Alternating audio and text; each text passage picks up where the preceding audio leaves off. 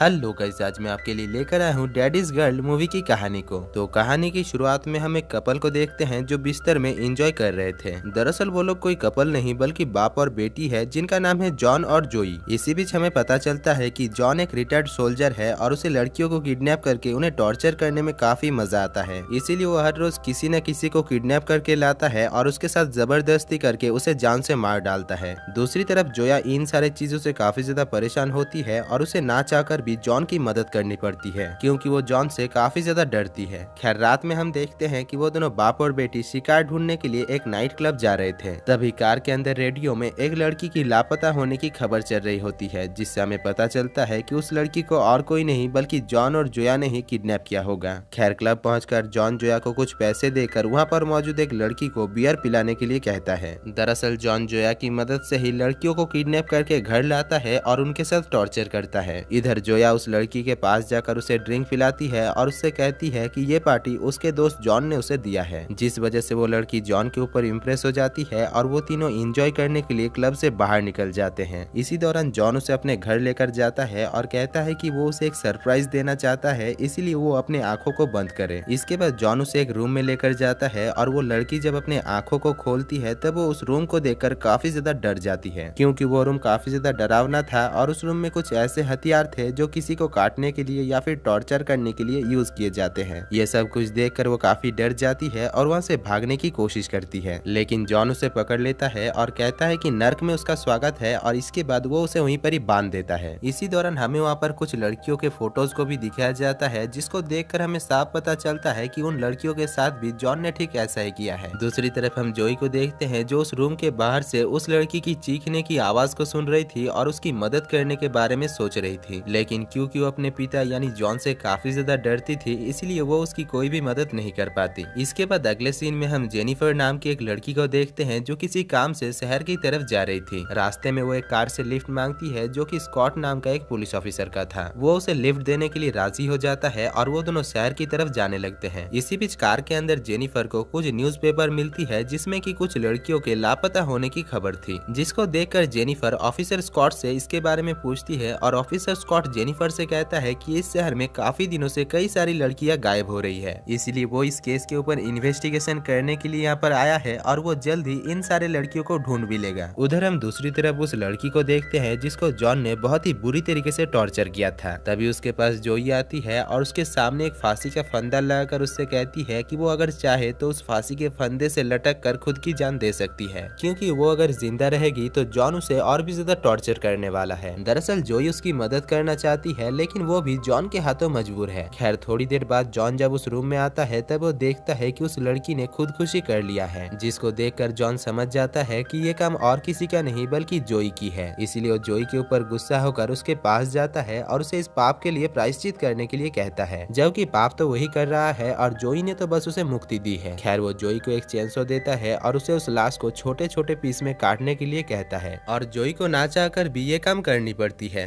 इसके बाद हम ऑफिसर स्कॉट को देखते हैं जिसके पास एक लेडी आकर कुछ बच्चों की शिकायत करती है। दरअसल कुछ बच्चे कुछ दिनों से उस लेडी को काफी परेशान कर रहा है, इसीलिए ऑफिसर स्कॉट के पास आई थी, लेकिन ऑफिसर स्कॉट उसकी कोई भी मदद नहीं करता क्योंकि वो सभी बच्चे थे और बच्चों के शरारत के ऊपर वो क्या ही कर सकता है। इसी बीच जब वो अपने कार के पास आता है तभी वो देखता है कि वो बच्चे उसके कार के टायर को पंचर कर दिया है, इसीलिए वो उन बच्चों के ऊपर काफी ज्यादा गुस्सा होता है और अपने कार को ठीक करने के लिए पास के ही गैरेज में जाता है, जो कि दरअसल जॉन का था और वहाँ पर जॉन और जोई मौजूद थे। जॉन उस ऑफिसर की मदद करता है और उसके कार को टो करके पुलिस स्टेशन लेकर जाने लगता है। इसी दौरान उस पुलिस ऑफिसर को जॉन के ऊपर शक होता है और वो जॉन से कहता है कि उसने उसे पहले कहीं पर देखा है, जिसके जवाब में जॉन उससे कहता है कि वो पहले एक आर्मी रह चुका है और वो ईरान में पोस्टिंग में था। दरअसल ऑफिसर स्कॉट को भी पहले ईरान में पोस्टिंग मिला था, इसीलिए वो जॉन को थोड़ा बहुत पहचान जाता है। इसके बाद वो पुलिस स्टेशन में अपने सीनियर से जॉन के बारे में पूछता है और शरीफ उससे कहता है कि जॉन पहले एक आर्मी रह चुका है, पर रिटायर्ड होने के बाद वो इस शहर में शिफ्ट हो गया और एक लड़की से शादी कर ली, लेकिन शादी के 2 ही साल बाद उसकी वाइफ ने आत्महत्या कर लिया, जिस वजह से वो अपनी यंग गर्लफ्रेंड के साथ रहता है, जो कि और कोई नहीं बल्कि जोया है। दरअसल वो लोग नहीं जानते हैं कि जोया उसकी गर्लफ्रेंड नहीं बल्कि स्टेप डॉटर है। खैर, दूसरी तरफ हम जॉन को देखते हैं जो अपने घर के पास एक ट्रैप सेट कर रहा था ताकि उसे अगर कोई पकड़ने के लिए आए तो वो उस ट्रैप में फंसकर मारा जाए। इसके बाद वो दोनों शिकार करने के लिए क्लब में आते हैं जहाँ पर पर जेनिफर नाम के एक बारटेंडर को देखकर वो लोग आज रात उसे शिकार करने का फैसला करते हैं। लेकिन जोया जब जेनिफर से बात करने के लिए जाती है तभी वो देखती है कि जॉन ने एक दूसरे लड़की को पटा लिया है। इसीलिए जॉन जेनिफर की तरफ ध्यान ना देकर उस लड़की को लेकर घर चला जाता है। इसके बाद जॉन उस लड़की को भी सभी लड़कियों की तरह उस रूम में लेकर जाता है और उसे वहाँ पर बांध देता है। अब वो लड़की जब होश में आती है तभी वो अपने आप को बंधा हुआ पाती है, जिसको देखकर वो काफी डर जाती है और चीखने लगती है। दूसरी तरफ हम जोया को देखते हैं जो रूम के बाहर से ये सब कुछ देखकर काफी गिल्ट महसूस कर रही थी। खैर अगले सीन में हम स्कॉट को देखते हैं जो जॉन की एक पुरानी फोटो देख रहा था। तभी उसे पता चलता है कि जॉन कोई रिटायर्ड सोल्जर नहीं है बल्कि उसे रूल ब्रेक करने के लिए आर्मी से निकाल दिया गया है। इसी दौरान उसे पता चलता है कि जॉन ने जिस औरत के साथ शादी किया था उसकी एक 11 साल की बच्ची भी थी, लेकिन उसके मर जाने के बाद उसके बेटी के बारे में कोई भी पता नहीं चला। इसीलिए स्कॉट उसकी बेटी पहले जिस स्कूल में पढ़ती थी उस स्कूल में जाता है और छानबीन करने लगता है। इसी बीच उसे पता चलता है कि वो 11 साल की बच्ची और कोई नहीं बल्कि जोया है जो जॉन के साथ रहती है और जॉन उसे अपनी गर्लफ्रेंड बताता है। दूसरी तरफ हम जॉन को देखते हैं जो उस लड़की को टॉर्चर कर रहा होता है। इसीलिए जोई एक गन लेकर आती है और जॉन के ऊपर गन पॉइंट कर देती है, लेकिन वो जॉन को जान से नहीं मारती बल्कि वो गन उस लड़की को देकर उसे आत्महत्या करने के लिए कहती है, क्योंकि वो नहीं चाहती है कि जॉन उसके साथ टॉर्चर करे। इसीलिए वो लड़की मजबूर होकर खुद के ऊपर शूट करके अपनी जान दे देती है। इसके बाद वो दोनों फिर से शिकार करने के लिए क्लब जाता है जहाँ पर जॉन जेनिफर के साथ फ्लर्ट करने लगता है, पर जोई जेनिफर को पसंद करती थी इसीलिए वो नहीं चाहती थी कि जॉन बाकी लड़कियों की तरह ही जेनिफर को जान से मार डाले। इसीलिए वो जेनिफर को समझाने की कोशिश करती है कि जेनिफर जैसे उनके साथ ना आए, पर जेनिफर उसकी एक भी बात नहीं सुनती और जॉन के साथ उसके घर में आने लगती है। वहीं दूसरी तरफ हम ऑफिसर स्कॉट को देखते हैं जिसको जॉन के ऊपर शक हो गया था, इसीलिए वो जॉन को फॉलो करते हुए उसके घर के पास तक पहुंच चुका था। इधर जॉन जेनी को घर के अंदर लाकर उसे टॉर्चर करने लगता है और उधर ऑफिसर स्कॉट घर के पास आकर एक ट्रैप में फंस जाता है, जिस वजह से वो जोर से चीख पड़ता है। जॉन और जोया को जब उसकी चीखने की आवाज सुनाई देता है तब वो लोग उसके पास जाते हैं और जॉन स्कॉट के मुंह में पंच मारकर उसे बेहोश करके घर के अंदर लेकर आता है। लेकिन जब वो उस रूम के अंदर पहुंचता है तभी वो देखता है कि जेनिफर तब तक वहां से भाग चुकी थी। इसलिए ऑफिसर स्कॉट को जोई के पास ही छोड़कर जेनिफर को ढूंढने के लिए चला जाता है और कुछ ही देर ढूंढने पर उसे फाइनली जेनिफर मिल जाता है और वो जेनिफर को घर के अंदर लेकर आता है। इसके बाद वो जेनिफर के साथ फिर से टॉर्चर करने लगता है और तभी हम देखते हैं कि वहाँ पर जोई भी पहुंच जाती है। दरअसल जोई जॉन से काफी ज्यादा परेशान हो चुकी थी, इसीलिए वो एक गन से जॉन के ऊपर शूट करके उसे जान से मार डालती है। इसके बाद मूवी के आखिर में हम देखते हैं कि जेनिफर और जोई एक साथ हो गए हैं और वो लोग शहर के बड़े बड़े क्रिमिनल्स को मार रहे हैं। और दोस्तों इसी के साथ ही ये मूवी की कहानी खत्म हो जाती है। तो दोस्तों आपको इस मूवी की कहानी और मेरा काम कैसा लगा? अच्छा लगा है तो वीडियो को दिल से एक लाइक कर देना और चैनल को भी सब्सक्राइब कर लेना। बाकी मैं मिलता हूँ आपसे ऐसी ही कोई मूवी की कहानी को लेकर, तब तक के लिए जय हिंद।